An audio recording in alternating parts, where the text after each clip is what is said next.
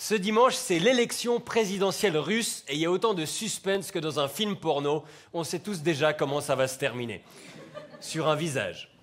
Celui de Vladimir Vladimirovitch Poutine. Ah ouais, j'ai aussi vu ce film-là. Il est incroyable, j'ai adoré. L'élection présidentielle en Russie, c'est comme une soirée alcoolisée au Québec. À la fin, c'est Poutine pour tout le monde. Il va être réélu et ça le rend fou de joie. Et comme c'est joué d'avance, les Russes ont de la peine à se passionner pour cette élection. Bon, ils en ont marre aussi des élections. Ces derniers mois, ils ont déjà participé aux élections américaines, aux élections françaises, aux élections allemandes et aux élections italiennes. Et si Poutine va gagner si facilement, c'est qu'il n'a aucun opposant crédible et c'est pas un hasard. Sous le règne sans partage de Vladimir Poutine, depuis 18 ans, on devient opposant à ses risques et périls. Assassiné comme Boris Nemtsov en 2015 par des Tchétchènes, mais sans que le véritable commanditaire soit connu. Emprisonné puis exilé comme l'oligarque Mikhail Khodorkovsky. S'opposer à Poutine, c'est la deuxième cause de mortalité en Russie après l'alcool. Les militants des opposants sont aussi fréquemment menacés, arrêtés ou tabassés. En Russie, il faut aimer Poutine ou alors il faut faire du Krav Maga. Mais il ne faut pas trop aimer Poutine non plus parce que les homos se font tabasser aussi. En l'absence du principal opposant Alexei Navalny, empêché de participer et qui appelle au boycott de l'élection depuis YouTube, aucun candidat inscrit n'est véritablement un opposant. Par exemple, la seule femme, Ksenia Sobchak, c'est une star de télé-réalité et la fille du mentor de Poutine. Donc Poutine est opposé à un YouTuber et une star de télé-réalité. C'est comme si Macron concourait en 2022 contre Norman et Nabila. Et de toute façon, personne n'est assez fou pour choisir quelqu'un qui vient de la télé-réalité comme président. Personne.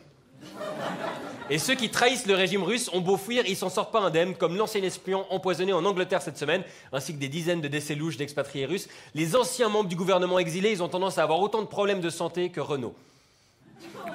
En même temps, c'est facile d'empoisonner quelqu'un en Angleterre. Il suffit de le laisser commander à manger. En tout cas, l'incident a déclenché une crise diplomatique. La première ministre britannique Theresa May a expulsé des diplomates russes et annoncé qu'aucun membre de son gouvernement ou de la famille royale ne se rendra en Russie pour la Coupe du Monde. Ça montre à quel point les Anglais sont fâchés, ils vont boycotter la Coupe du Monde. Tandis que les joueurs anglais ont annoncé qu'ils feraient comme d'habitude, ils la boycotteraient à partir des huitièmes de finale. Il paraît même que les Italiens, ils font une grève complète.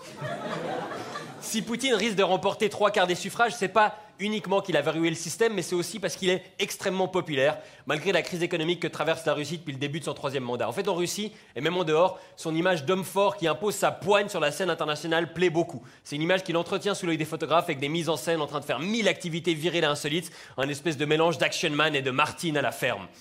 On voit ici Vladimir chasse à torse nu, Vladimir fait du cheval à torse nu, Vladimir parle aux chevaux, Vladimir fait la nage papillon, Vladimir fait du judo, Vladimir fait du hockey, Vladimir fait du quad. Vladimir fait un cake salé, Vladimir fait aussi canapé-lit, Vladimir fait du 43. Il a même un grade plus élevé en taekwondo que Chuck Norris, alors que Poutine n'a jamais fait de taekwondo. Chuck Norris, il est tellement fort qu'il peut battre Hulk au bras de fer avec un doigt pendant qu'il assainit les finances du canton de Neuchâtel avec l'autre main, mais il perd quand même contre Vladimir Poutine. Poutine fait absolument ce qu'il veut ces dernières années. Moi, quand j'ai envie de me faire plaisir, je m'achète un nouveau t-shirt ou je vais au resto. Poutine, il s'est offert des Jeux Olympiques, une Coupe du Monde et la Crimée. On le voit ici jongler avec le président de la FIFA, Gianni Infantino. Bon, il y a un changement de plan à chaque fois qu'il touche le ballon, je crois qu'il n'est pas ceinture noire en foot. Et Poutine a annoncé avoir développé les missiles nucléaires les plus puissants de l'histoire, à la portée et la puissance 10 fois plus grande qu'avant, capables de frapper n'importe où sur la planète. Et c'est vrai que ces missiles, ils ont l'air impressionnants. On voit ici sur des images avec des graphismes dignes des premiers Game Boy Color. Les missiles, ils pourront même contourner les boucliers anti-missiles. Ouais, c'est pas des nichons au milieu de l'océan, c'est des boucliers anti-missiles. Voilà, ils slaloment les missiles, c'est des missiles Laragoute, c'est impressionnant. Ah non, on a dit qu'on arrête de taper sur la Laragoute. Oui, c'est vrai, on l'aime beaucoup. Elle tape déjà assez fort contre les barrières. Excellente vanne. Blaise. Non, ça devient flippant. Poutine est devenu tellement puissant que même les pigeons le saluent.